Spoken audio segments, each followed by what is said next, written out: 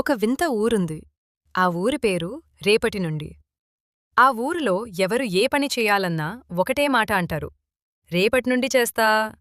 చదువా? రేపటి నుండి. మంచిగా మారాలా? రేపటి నుండి. కలలు నెరవేర్చాలా? రేపటి నుండి. అందరూ బతుకుతున్నారు కాని ఎవ్వరూ ముందుకు వెళ్లడం లేదు. అదే ఊరిలో అభి అనే యువకుడు ఉండేవాడు. అతనికి ఒక కల ఉంది.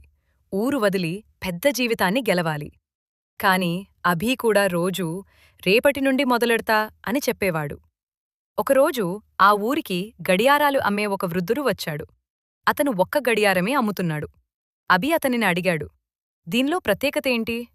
అప్పుడు వృద్ధుడు చిరునవ్వుతో, ఇది రేపటిని చూపించదు, ఇది ఇప్పుడే చూపిస్తుంది అన్నాడు. అభి నవ్వుతూ, ఇప్పుడే అంటే అని అడిగాడు. వృద్ధుడు గడియారం అభి చేతికి పెట్టి, ఇది వేసుకున్నాక రేపటి నుండి అనే మాట నీ నోటికి రాదు అన్నాడు. ఆ గడియారం వేసుకున్న క్షణమే అభీకి ఒక వింత అనుభూతి కలిగింది. అతను అర్థం చేసుకున్నాడు. రేపటి నుండి కాదు, ఇప్పుడే. ఆ రోజే చదవటం మొదలెట్టాడు. ఆ రోజే ఊరు వదిలి బయల్దేరాడు. ఆ రోజే తన భయాన్ని ఎదుర్కొన్నాడు. సంవత్సరాలు గడిచాయి. అభి పెద్ద మనిషయ్యాడు. తిరిగి తన ఊరికి వచ్చాడు. కాని ఆశ్చర్యం, ఆ ఊరు అదేలా ఉంది. అందరూ ఇంకా రేపటి నుండి అనే మాటే అంటున్నారు.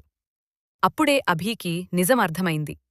రేపు అనేది ఒక రోజు కాదు, అది ఒక మోసం. జీవితం మారేది ఎప్పుడూ ఇప్పుడే. ఈ కథ చదువుతున్న నువ్వు కూడా రేపటి నుండి కాదు, ఇప్పుడే. ఇలాంటి కథలు, వీడియోల కోసం మా ఛానల్ను సబ్స్క్రైబ్ చేయండి.